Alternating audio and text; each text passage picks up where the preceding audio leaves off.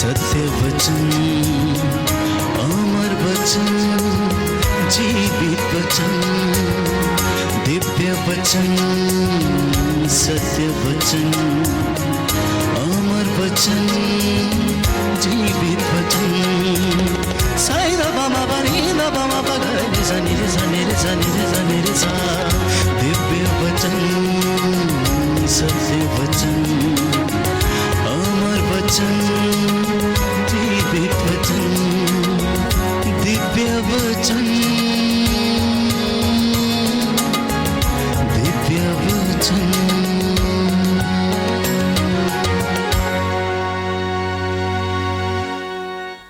प्रियजनों, 2023 के 1 जनवरी को हम सभी ने बहुत सारे रेजोल्यूशंस लिए थे, बहुत सारी बातों को अपने मन में सोच के हमने 2023 का वर्ष बिताया। अब ये समय है 2023 के किताब के पन्नों को पलट के ये देखने का कि हमने क्या खोया और क्या पाया है।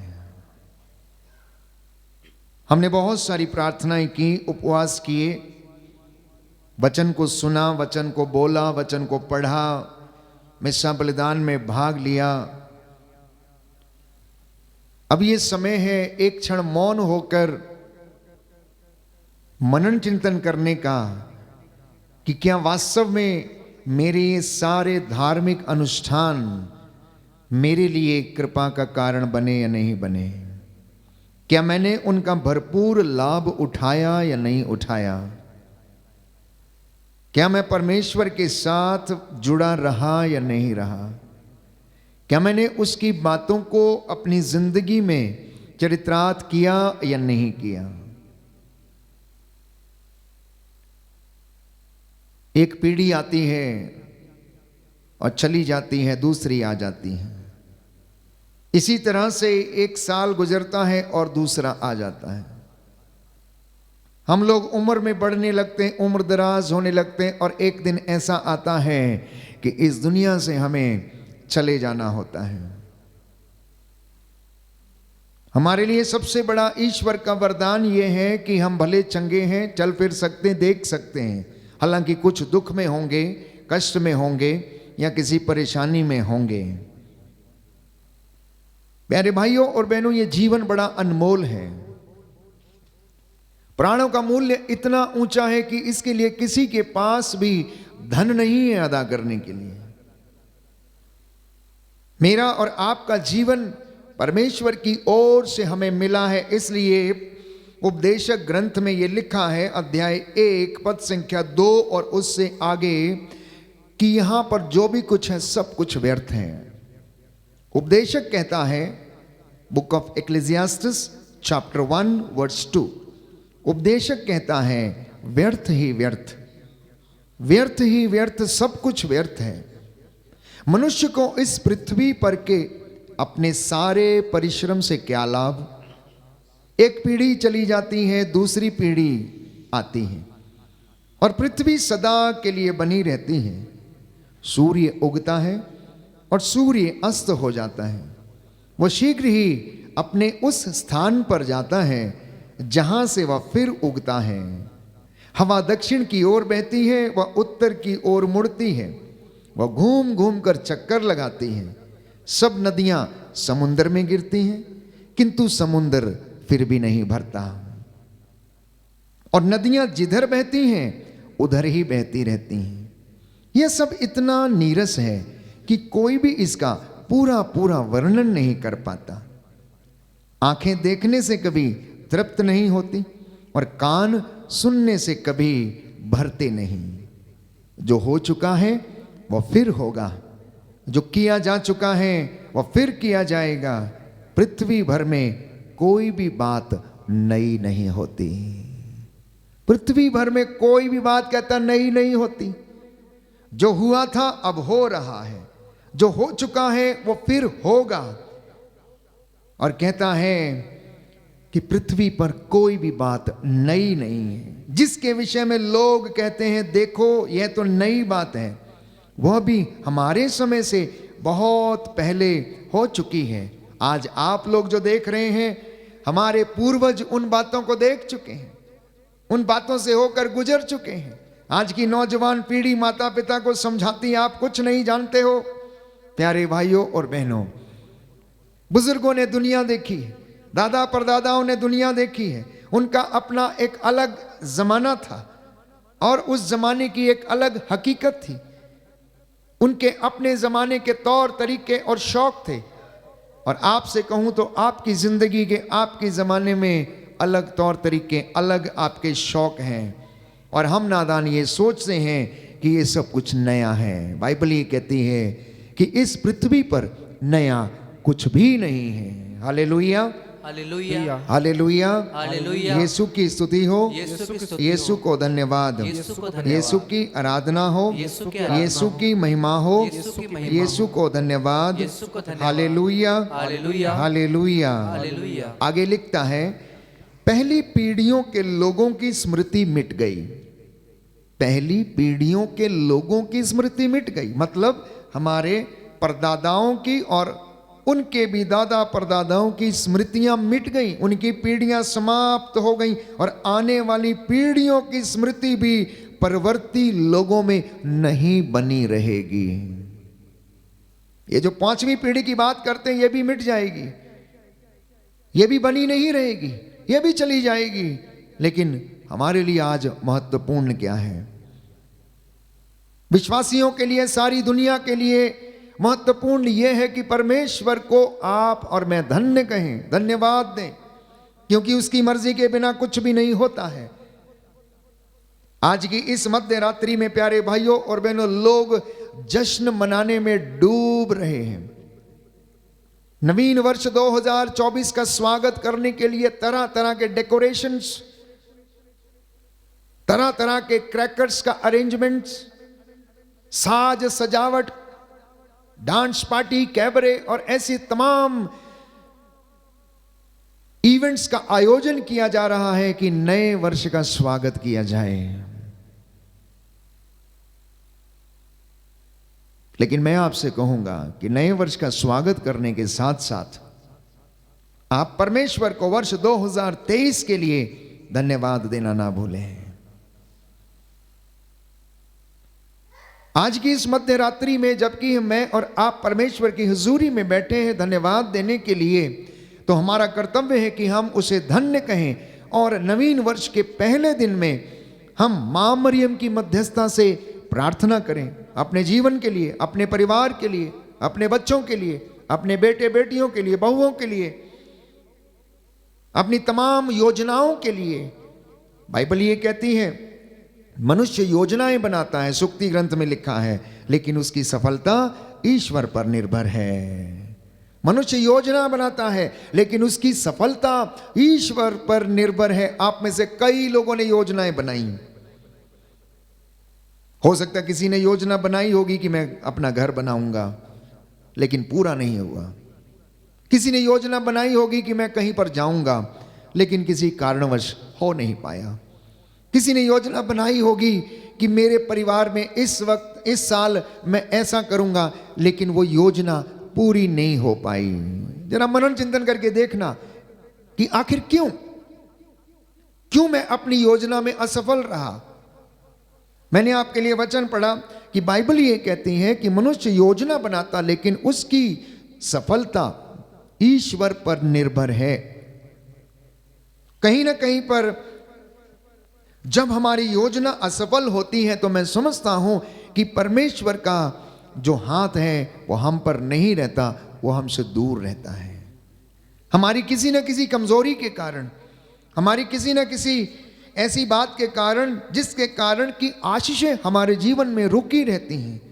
तो आज के इस दिन में जबकि हम प्रभु की हुजूरी में हैं, पवित्र आराधना में भाग ले रहे हैं, मेरा और आपका कर्तव्य है कि हम पूरे वर्ष 2023 में जो प्राप्त वरदान है उनके लिए धन्य कहें, उनके लिए धन्यवाद दें। भले आपका काम हुआ चाहे ना हुआ हो, भले ही आपको सुख मिला हो या दुख मिला हो, परंतु धन्यवाद देना मेरा और आपका कर्तव्य है। हो सकता है कि वो बातें जिन्हें मैं सोचता था, आप सोचते थे, पूरी नहीं हुई, लेकिन परमेश्वर कुछ और चाहता था हमारी जिंदगी में, हमारे परिवारों में कुछ और करना चाहता था।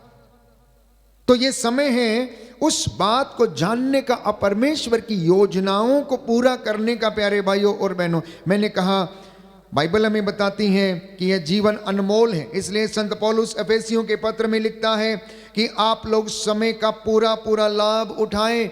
ये समय बुरा है, ये दिन बुरे हैं। एक एक मिनट, एक एक सेकंड, एक एक क्षण मेरे और आपके लिए इंपॉर्टेंट है, क्योंकि बार बार पवित्र बाइबल हमें संदेश देती है कि यह जीवन अनमोल है, इसका मूल्य इतना ऊंचा है, प्राणों का मूल्य इतना ऊंचा है कि किसी के पास पर्याप्त धन नहीं है, इसलिए इस जीवन को नहीं गवाइएगा। इस जीवन का भरपूर फायदा उठाइए। इससे पहले कि मैं और आप इस दुनिया से चल बसें, कुछ कर गुजर जाना इस धरती के ऊपर यीशु के नाम पर, उसके जैसे बन के, उसके जैसे मनोभाव धारण करके, उसके जैसे सेवा करके, उसके जैसे क्षमा करके, उसके जैसे अपने भाई बहन और पड़ोसियों से प्यार करके। प्यारे भाइयों और बहनों, स्तोत्र संख्या 49 पद संख्या 9, प्रभु का वचन कहता है प्राणों का मूल्य इतना ऊंचा है कि किसी के पास पर्याप्त धन नहीं है। हालेलुया, हालेलुया, दाहिना हाथ उठाकर वचन दोहराएंगे, हालेलुया, हालेलुया। प्रभु का वचन कहता है प्रभु का वचन कहता है प्राणों का मूल्य इतना ऊंचा है प्राणों का मूल्य कि किसी के पास पर्याप्त धन नहीं है। किसी के पास पर्याप्त नहीं है। Hallelujah, hallelujah, hallelujah, hallelujah, hallelujah. Hallelujah.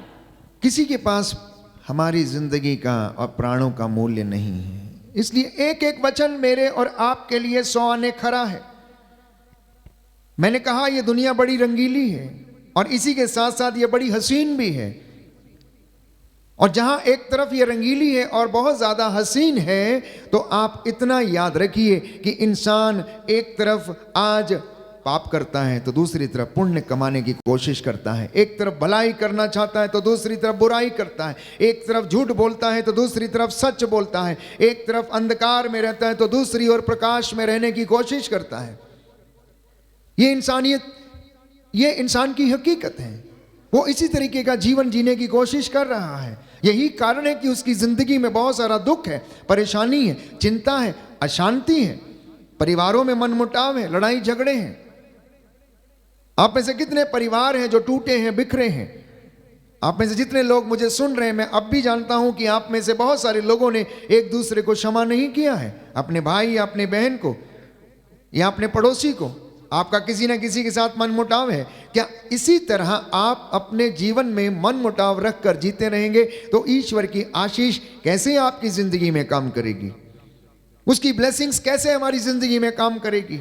उसका आशीर्वाद कैसे हमारे फसलों पर या हमारे जीवन पर, संस्थाओं पर, बिजनेस पर, छोटी बड़ी दुकानदारी पर, या आप फड़ लगाते हैं उस पर उसका आशीर्वाद कैसे उतरेगा? ना जाने कितने ही लोग हैं। पवित्र बाइबल कहती है तुम मुझे ठगते हो। परमेश्वर ये कहता है तुम मुझे ठगते हो, कहता है तुम मुझे भेंटों में ठगते हो। जब तुम मंदिर में आते हो तो उस समय जो भेंट तुम लेकर आते हो उसमें तुम मुझे ठगते हो। क्या मैं ठगा जा सकता हूं? मलाकी का ग्रंथ अध्याय 3 पद संख्या 10, इस सुंदर वचन को हम पढ़ेंगे और प्रभु क्या कहता है हम जानने की कोशिश करेंगे इस वचन के द्वारा, और अपने अपनी जिंदगी में ये मनन चिंतन करके देखें कि क्या आपने ईश्वर को ठगने की कोशिश तो नहीं की।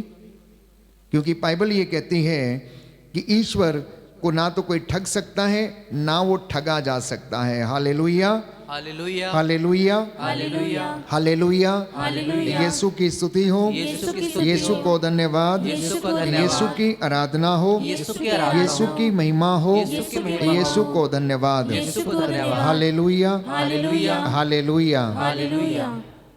लिखा है मलाकी का ग्रंथ अध्याय 3 पद संख्या 6 से पढ़ेंगे। मैं प्रभु ईश्वर बदलता नहीं, इसलिए हे याकूब की संतान तुम्हारा विनाश नहीं हुआ। अपने पूर्वजों के समय से तुम मेरी विधियों की अवहेलना कर उनका पालन नहीं करते आए हो। तुम मेरे पास लौट आओ तो मैं तुम्हारे पास लौटूंगा। यह विश्वमंडल के प्रभु की वाणी है। तुम पूछोगे हम कैसे लौटें? क्या मनुष्य ईश्वर को ठग सकता है? फिर भी तुम मुझे ठग रहे हो। और तुम पूछोगे हम किस प्रकार तुझे ठग रहे हैं? तुम दशमांश और भेंटों में मुझे ठग रहे हो। कहता है तुम दशमांश और मंदिर में जो भेंट लेकर आते हो उसमें तुम मुझे ठगते हो। आगे लिखा है क्योंकि तुम मुझे धोखा दे रहे हो। तुम पर, हाँ, तुम्हारे सारे राष्ट्र पर श्राप लगा हुआ है क्योंकि तुम मुझे धोखा देते हो। तुम पूरा दशमांश और भेंटें मेरे भंडार के पास लेकर आओ जिससे मेरे घर में भोजन रहे। विश्वमंडल का प्रभु ये कहता है इसमें मुझे परख कर देख लो। मैं अपने बादलों को आज्ञा दूंगा और तुम पर भरपूर वर्षा की आशीष प्रदान करूंगा। मैं तुम्हारे लिए टिड्डियों को भी कड़ी आज्ञा दूंगा कि वे तुम्हारी भूमि की उपज नष्ट ना करें, जिससे दाखबारियों की दाखलताएं अच्छे फल देती रहें।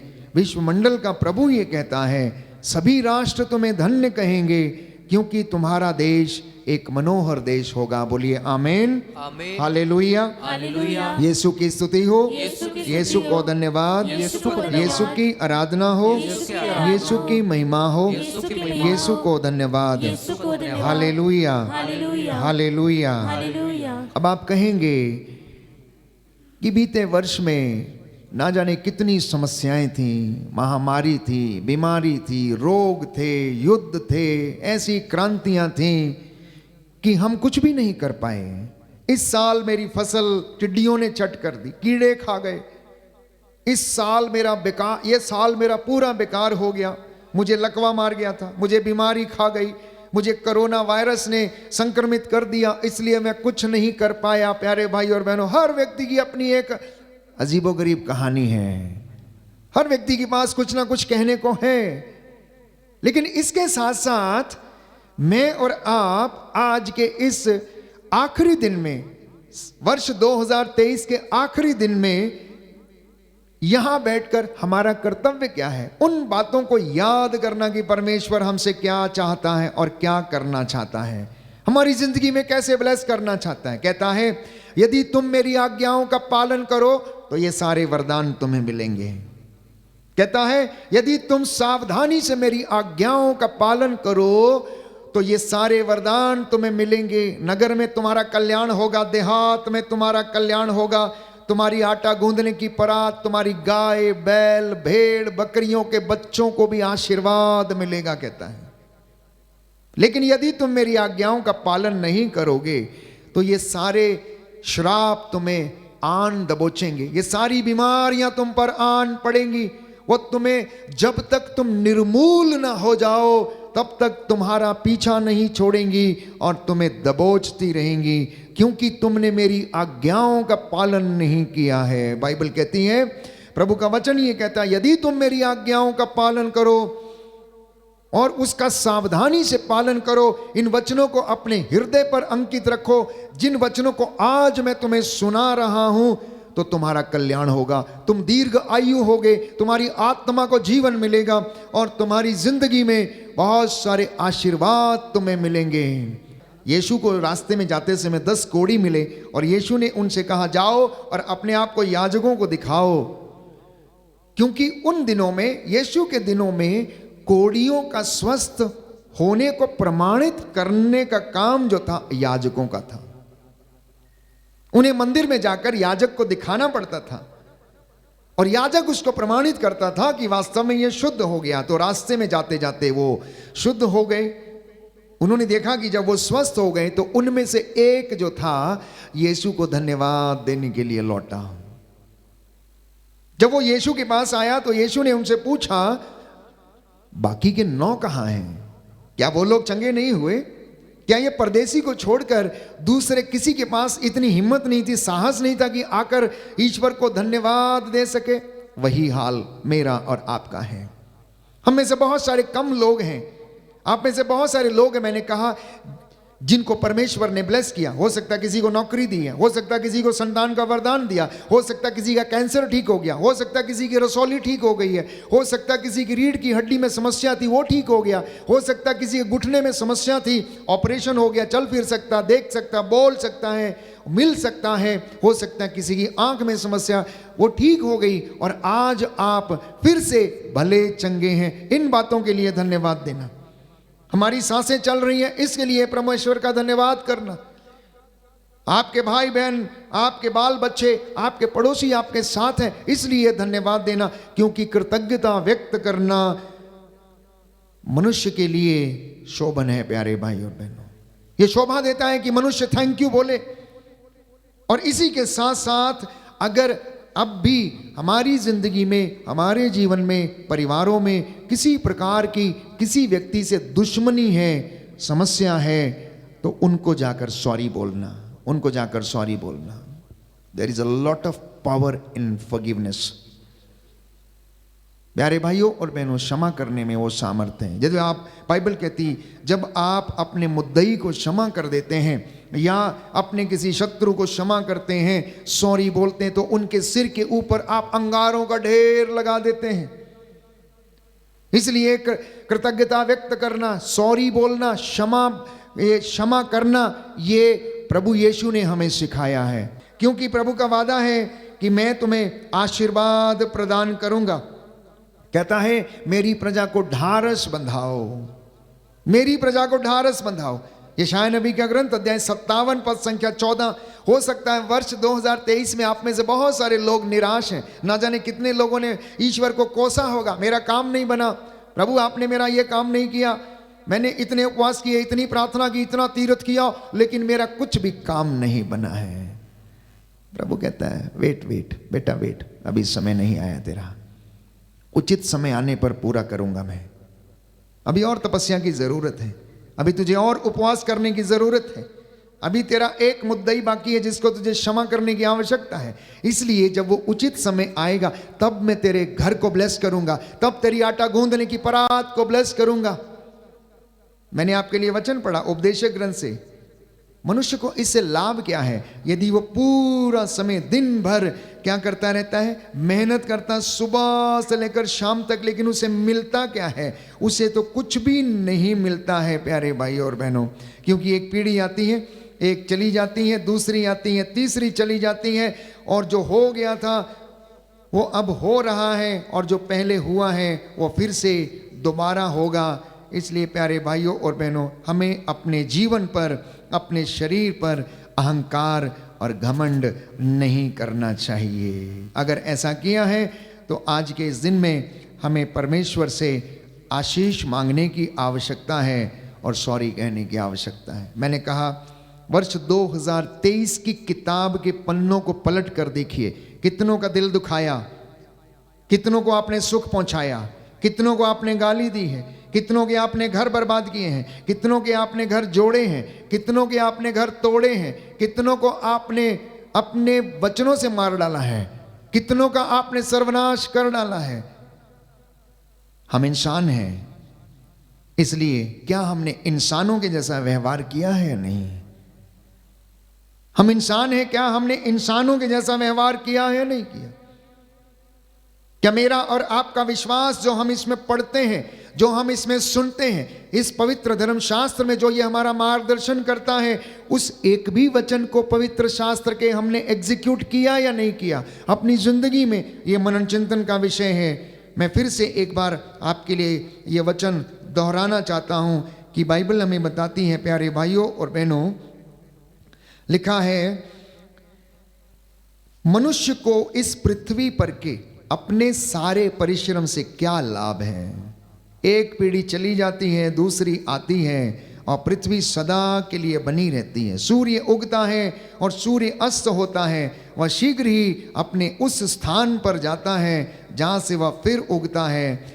हवा दक्षिण की ओर बहती है, वह उत्तर की ओर मुड़ती है, वह घूम घूम कर पूरा चक्कर लगाती हैं। सब नदियाँ समुंदर में गिरती हैं, किंतु समुंदर फिर भी नहीं भरता है। सब नदियां समुंदर में गिरती, लेकिन समुंदर फिर भी नहीं भरता है। नदियां जिधर बहती हैं उधर ही बहती रहती हैं। और यह सब इतना नीरस है कि कोई भी इसका पूरा पूरा वर्णन नहीं कर पाता। आंखें देखने से कभी तृप्त नहीं होती, कान सुनने से कभी भरते नहीं हैं। जो हो चुका फिर होगा, और जो किया जा चुका है और फिर किया जाएगा। पृथ्वी भर में कोई भी बात नई नहीं होती है, सब कुछ पुराना है। Hallelujah, hallelujah. यीशु की स्तुति हो, यीशु को धन्यवाद, यीशु को धन्यवाद, यीशु की आराधना हो, यीशु की आराधना, यीशु की महिमा हो, यीशु की यीशु को धन्यवाद। यीशु को धन्यवाद, हालेलुया, हालेलुया, हालेलुया। हालेलुया। आगे उपदेशक देखिए क्या लिखता है, सुनिए, बहुत सुंदर बात है। कहता है, मैंने प्रज्ञा की प्रेरणा से मदिरा पीकर अपने शरीर को सुख देने का निश्चय किया था। नादान है वो लोग, नादान है वो लोग जो मदिरा पीकर अपने शरीर को सुख देना चाहते हैं। और उपदेशक कहता है, मैंने भी ऐसा ही निश्चय किया था। कितने ही लोग प्यारे भाइयों और बहनों इस नशे में डूबकर अपने शरीर को सुख देने की कोशिश कर रहे हैं। आगे लिखता है, मैं जानना चाहता था कि कहीं मूर्खता में वह सुख तो नहीं है जिसकी खोज में मनुष्य अपने जीवन के अल्प काल में पृथ्वी पर लगे रहते हैं। मैंने बड़ी बड़ी योजनाएं पूरी की, मैंने अपने लिए भवन बनवाए और दाखबारियां लगवाईं, मैंने अपने लिए बाग बगीचे तैयार कराए और उनमें सब प्रकार के फलदार वृक्ष लगाए। मैंने अपने लिए पोखरे खुदवाए जिनके पानी से नए वृक्षों के उपवन सींच सके। मैंने दास दासियों को खरीदा, मेरे यहाँ अन्य दासों का जन्म हुआ। मेरे पास इतने गाय बैल भेड़ बकरियों के झुंड थे जितने मुझसे पहले यरूशलेम में किसी के पास नहीं थे। और मैंने अपने लिए सोना चांदी राजाओं राष्ट्रों की संपत्ति प्राप्त की। और मैंने अपने यहाँ गायक गायिकाओं को एकत्र किया और मनुष्य का हृदय आनंदित करने वाली सुंदरियों को भी कहता मैंने एकत्र किया। मैं महान बन गया, अपने पहले के यरूशलेम के सब शासकों से अधिक धनी बन गया था। मेरी आंखें जो कुछ चाहती थी उससे मैंने परहेज नहीं किया। मैंने अपने हृदय को किसी भी प्रकार के भोग विलास से वंचित नहीं रखा। ये उपदेशक अपने जीवन की गाथा गा रहा है। हम में से बहुत सारे लोग ऐसे ही हैं आजकल, जिन्हें हम अमीर कहते हैं, धनी व्यक्ति कहते हैं। उनके पास अपनी ज़रूरत का, अपनी सहूलत का और अपने ऐशो आराम और भोग विलास का पूरा सामान एकत्रित है। जैसा कि बाइबल में लिखा हुआ है, कहता है, तब मैंने अपने हाथों के सब कामों पर उन्हें संपन्न करने के लिए अपने सारे परिश्रम पर विचार किया। कहता है, मैंने सब कुछ इकट्ठा किया, शान शौकत, राजा महाराजाओं का धन, मदिरा, गायक, सुंदरियां, कहता है सब कुछ मैंने एकत्र किया। और उसके बाद मैंने अपने कामों पर विचार किया। लिखा है, तब मैंने अपने हाथों के सब कामों पर और उन्हें संपन्न करने के लिए अपने सारे परिश्रम पर विचार किया। और मैंने देखा कि यह सब व्यर्थ है और हवा पकड़ने के बराबर है, पृथ्वी पर उससे कोई लाभ नहीं होता। इसके बाद मैंने प्रज्ञा, पागलपन और मूर्खता पर भी विचार किया। राजा का उत्तराधिकारी कर क्या सकता जो उससे पहले नहीं किया जा चुका था। मैंने देखा कि मूर्खता की अपेक्षा प्रज्ञा से कहीं अधिक लाभ होता है। कहता है, मूर्खता की अपेक्षा प्रज्ञा से कहीं अधिक लाभ है। जैसा कि अंधकार की अपेक्षा प्रकाश से लाभ होता है। बुद्धिमान के सिर में आंखें होती हैं और मूर्ख अंधकार में चलता है। कितना सुंदर वचन है प्यारे भाई और बहनों। कहता है, बुद्धिमान के सिर में आंखें हैं लेकिन मूर्ख अंधकार में चलता है। किंतु मैं समझ गया कि दोनों को एक गति प्राप्त होती है और अपने मन से बोला, जो गति मूर्ख की है वो मेरी भी होगी, तो मुझे प्रज्ञा से क्या लाभ होता है। इसलिए मैंने अपने मन में कहा, यह भी व्यर्थ है। कहता है, सब कुछ व्यर्थ है, सब कुछ व्यर्थ है। प्यारे भाइयों और बहनों, मेरा और आपका अस्तित्व क्या है? मैं और आप कौन हैं? कहां जा रहे हैं? हम क्या करना चाहते हैं? हमारा उद्देश्य क्या है? Where are you going? आप क्या पाना चाहते हैं? जिंदगी की ऐसी दौड़ धूप में आप चले जा रहे हैं, भागे जा रहे हैं, भागे जा रहे हैं, भागे जा रहे हैं। सुबह 4 बजे उठते हैं, तैयार होते हैं, 6 बजे गाड़ी पकड़ते हैं, 7 बजे दफ्तर पहुंचते हैं, रात को 7 बजे लौटते हैं, बच्चों के साथ मिल भी नहीं पाते हैं, बैठ भी नहीं पाते हैं, और पूरी जिंदगी भर आप काम करते रहते हैं और उपदेशक रहता है। इतना काम करने के बाद लाभ क्या है? क्या कभी आपने सोचा है? आज सोचने का विषय है, आज सोचने का विषय है। मार्केट में प्यारे भाइयों और बहनों, बहुत सारे लोग हैं जो ठेले लगाते हैं जिनके तराजू खोटे हैं। बहुत सारे लोग हैं जो बेईमानी से अपना धंधा करते हैं। परमेश्वर कहता मैं आलसी से घृणा करता हूं, मुझे खोटे तराजू से घृणा है, लेकिन मुझे सही बाट पसंद है। तो प्रभु का वचन ये कहता है कि हम झूठ बोलना छोड़ें, हम पवित्रताई में चलें, हम ईमानदारी और वफादारी का पट्टा अपने गले में पहने, हम ईश्वर के अधीन रहकर शैतान का सामना करें, और शांति का परमेश्वर शीघ्र ही शैतान को हमारे पैरों के नीचे कुचलेगा और आशीर्वाद प्रदान करेगा। बोलिए आमीन, आमीन। हालेलुया। हालेलुया। यीशु की स्तुति हो, यीशु की यीशु स्तुति को हो, धन्यवाद, यीशु को यीशु की धन्यवाद, आराधना हो। यीशु की आराधना हो। हे प्रभु यीशु, हे प्रभु यीशु, आपका वचन कहता है आपका वचन कहता है, मेरे वचन मेरे वचन आत्मा और जीवन है। आत्मा और जीवन है। हालेलुया। हालेलुया। हे प्रभु यीशु, हे प्रभु मैं इन यीशु, वचनों को मैं इन अपने वचनों जीवन को में अपने जीवन ग्रहण में करता हूँ। ग्रहण करता हूँ। Hallelujah, hallelujah, hallelujah, hallelujah, hallelujah. Hallelujah. पुनः एक बार मैं याद दिलाना चाहता हूँ कि अपनी अपनी जिंदगी की किताब खोलकर देख लेना। प्रभु के वचन सच्चे हैं और कड़वे हैं, और सत्य हमेशा कड़वा होता है, इसे सुनना आसान नहीं होता, लेकिन जो सुन लेता है उसकी जिंदगी बदल जाती है। जो सुन लेता है उसकी जिंदगी बदल जाती, लेकिन जो सुनना नहीं चाहता वो अपनी जिंदगी में कभी भी बदल नहीं पाता है। परमेश्वर यीशु के रूप में इस दुनिया में इसलिए आया कि मेरा और आपका जीवन बदले, मेरा और आपका परिवार बदले, मेरा और आपके परिवार में आशीषें आए, मेरे और आपके परिवार में बरकतें आए, आपकी संतानें उन्नति करें, आपके दाखबारियां फल उत्पन्न करें। आपकी दाखबारियां अर्थात आपका आंगन, और दाखबारियों के फल हैं आपके बच्चे। ये आपने अपने माता पिता का नाम रोशन करें, इसलिए ये धन्यवाद देने का ये समय है, प्रभु को कृतज्ञता प्रकट करने का ये समय है, उसकी हुजूरी में बैठकर उसे याद करना, उतना बड़ा देखना जितना बड़ा वो है। ऐसा मत देखना कि वो छोटा सा परमेश्वर है। आपके घर के किसी कोने में आप उसको बैठा के रखते हैं, स्थापित करके रखते हैं, रोज धूप अगरबत्ती करते हैं। नहीं प्यारे भाइयों और बहनों, हमारा परमेश्वर इतना छोटा नहीं है। यशायाह नबी का ग्रंथ अध्याय 66 पद संख्या 1 कहता, आकाश मेरा सिंहासन है, पृथ्वी मेरा पावदान है, तू मेरे लिए कौन सा घर बनाएगा, मेरे निवास की जगह कहाँ पर होगी।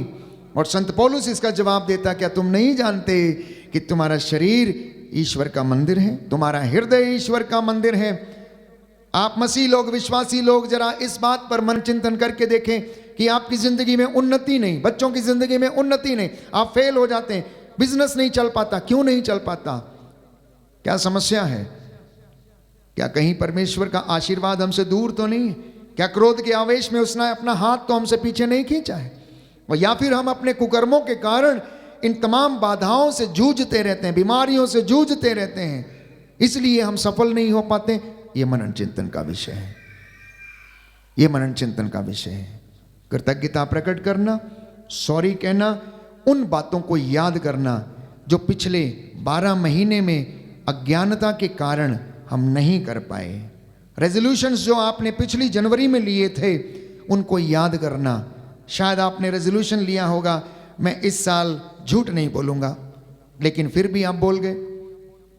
शायद आपने ये निर्णय लिया होगा कि मैं अपने भाइयों से, बहनों से, पड़ोसियों से प्रेम करूंगा, लेकिन कर नहीं पाए। फिर से एक मौका दे रहा है प्रभु हमें वर्ष 2024 में तो कुछ निर्णय लेने का अपनी जिंदगी में, कि मैं और मेरा परिवार ईश्वर की सेवा करेंगे, मैं और मेरी संतानें परमेश्वर की महिमा करेंगी, मैं अपनी काम करने वाली जगह पर परमेश्वर का धन्यवाद करूंगा, स्तुति करूंगा, और उसको मैं धन्य कहूंगा। Hallelujah, hallelujah, hallelujah, hallelujah. Yeshu की स्तुति हो, यीशु की स्तुति यीशु हो, को धन्यवाद, यीशु को यीशु की धन्यवाद, आराधना हो, यीशु की आराधना यीशु की महिमा हो, यीशु की महिमा यीशु को धन्यवाद। यीशु को धन्यवाद। Hallelujah, hallelujah, hallelujah, hallelujah, hallelujah. Hallelujah. हो सकता है आपने घर बनाए इस साल, लेकिन आपको उसमें रहने का मौका नहीं मिला, क्योंकि वो घर आपसे छीन लिया गया होगा। हो सकता है कर्ज के कारण। हो सकता प्रॉपर्टी मॉर्गेज थी, लेकिन आपको उसमें रहने का मौका नहीं मिला है। प्यारे भाई और बहनों, प्रभु आज आपसे एक वादा करता है, और वो वादा ये है, सुनिए ध्यान से। यशायाह नबी का ग्रंथ अध्याय 65 पद संख्या 22, वे घर बनाएंगे और उसमें निवास करेंगे। कहता तू अगर घर बनाएगा, I will make sure that you live in that. ये मेरा आशीर्वाद होगा तेरे लिए, अगर तू मेरी बातों को मानेगा, अगर तू मेरी कहे पर चलेगा। आगे लिखा है, वो दाखमारियां लगाएंगे और उसके फल भी खाएंगे, और अब वे लोग व्यर्थ परिश्रम नहीं करेंगे, बशर्ते कि वो मेरे रास्तों पर चलें, बशर्ते मेरी बातों को माने। और कहता है मैं इनके शत्रुओं का शत्रु बन जाऊंगा। कहता है मैं इनके शत्रुओं का शत्रु बनूंगा, इनके लिए युद्ध करूंगा, इनके लिए लड़ूंगा, और इन्हें मैं आशीर्वाद और उन्नति प्रदान करूंगा। बोलिए आमीन, हालेलुया।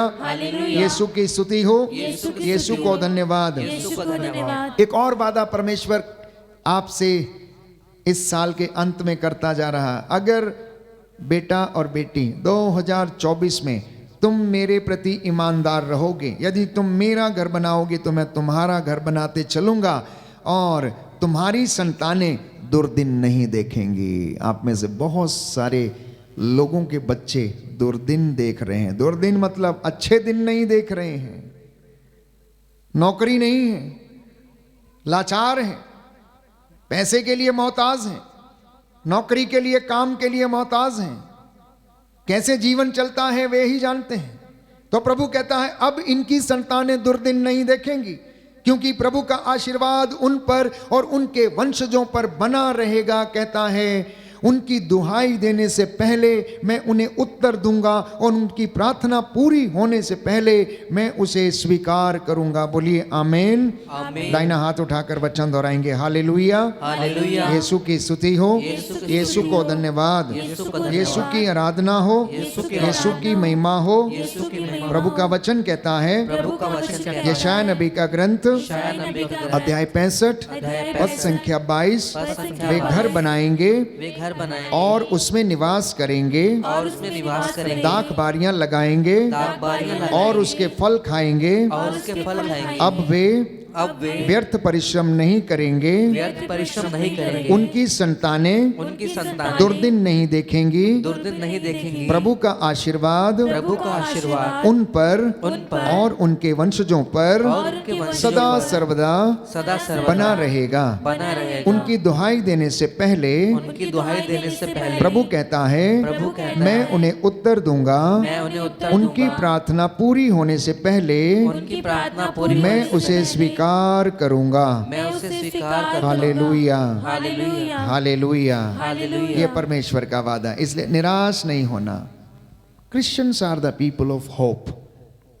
जो बातें आपको इस वर्ष नहीं पूरी हुई, जो चीजें इस वर्ष नहीं मिली, अब परमेश्वर आपको देने जा रहा है, बशर्ते कि आप थोड़ा सा प्यार ज्यादा करना सीख लीजिए।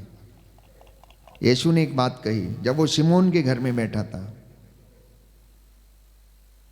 शिमोन से कहा, शिमोन मैं तेरे घर में आया, तूने मुझे पैर धोने के लिए पानी नहीं दिया, तूने मेरा चुंबन भी नहीं किया, और ये औरत जब से आई है तब से ये रो रही है, आंसुओं से मेरे पैर भिगो रही है, बालों से ये पोंछ रही है। क्योंकि वे लोग देखकर भुनभुनाने लगे और कहने लगे अगर ये आदमी नबी होता तो ये जान जाता कि ये औरत जो आकर इसके चरणों पर खड़ी है, रो रही है, आंसुओं से इसके पैरों को, कदमों को भिगो रही है, तो ये अगर नबी होता अवश्य जान जाता कि ये एक नीची जात है, ये अच्छी औरत नहीं है, इसका कोई मान सम्मान नहीं है। प्यारे भाइयों और बहनों, और यीशु उन्हें एक दृष्टांत सुनाता है और उसे कहता है जिसने ज्यादा प्यार दिखाया उसे ज्यादा दिया जाएगा, और जो कम प्यार दिखाता है उसे कम दिया जाता है। किसी भी महकमे में आप देखिए, अपनी रोजमर्रा की जिंदगी में देखिए, मम्मी पापा के विषय में देखिए, उनके 4 बच्चे हैं, अगर कोई बच्चा ज्यादा प्रेम दिखाता है तो मम्मी उसकी ज्यादा तरफदारी करती है। कुछ ऐसा ही हमारी जिंदगी में भी है। कुछ ऐसा ही परमेश्वर के साथ भी है। तो ये वचन 100 आने खरा है कि जो ज्यादा प्यार दिखाता, जो ज्यादा मेहनत करता, जो ज्यादा त्याग करता, जो ज्यादा उसकी हुजूरी में आता, जो ज्यादा उसका नाम सिमरता, जो ज्यादा उसका नाम जपता, जो ज्यादा उसके नाम की सेवा करता, जो ज्यादा उसके लोगों की देखभाल करता है, परमेश्वर उसे ज्यादा ब्लेस करता। और ऐसा ही उसने किया मदर तेरेसा को और ऐसे तमाम लोगों को जो जो परमेश्वर की हुजूरी में उसके लोगों की सेवा करते गए, परमेश्वर उन्हें ब्लेस करता गया और उनका नाम उसने, प्यारे भाइयों और बहनों, अपने स्वर्ग की पुस्तक में लिखा और उन्हें पूरे संसार में महिमा दी, युग युगों तक महिमा दी। प्यारे, उन्हें संतों की संगति में शामिल किया। इसलिए प्रभु को ज्यादा प्यार करना सीखना प्रभु को। उसका प्यार ऐसा नहीं है जैसे आपका या किसी भाई या बहन का या किसी प्रेमी प्रेमिका का, नहीं। उसका प्रेम हमारी आत्मा से, हर पल हर क्षण की हमारी जिंदगी से, उसके लिए वो मान सम्मान और महिमा हमारे परिवारों से उसके लिए होने पाए। आज हम धन्यवाद दें उसके प्रेम के लिए कि प्रभु ने हमें संभाल के रखा। आंखें बंद करें। हमें संभाला, हमें सुरक्षित रखा, हमारे माल डंगर खेती बाड़ी, हमारी बिजनेस को, हमारी छोटी सी नौकरी को प्रभु ने आशीर्वाद दिया, हमारी आटा गूंदने की परात को प्रभु ने ब्लेस किया, हमारे भोजन को प्रभु ने ब्लेस किया, हमारी यात्रा में उसने हमें सुरक्षित रखा। उसने कहा कि मैं अपना स्वर्गदूत तुम्हारे आगे आगे भेजता हूँ, वो रास्ते में तुम्हारी निगहबानी करेगा, दाएं बाएं आगे पीछे रहकर तुम्हें संभालेगा। विश्वास करना कि उसका एक स्वर्गदूत आपके घर में हमेशा डेरा डालता है, हमेशा डेरा डालता है। धन्यवाद देना प्रभु, तेरे महान कामों के लिए मैं धन्यवाद देता हूँ। मैं तुझे दे ही क्या सकता हूँ, मेरी आत्मा को स्वीकार कर, इसे शुद्ध कर, पवित्र कर। आमीन।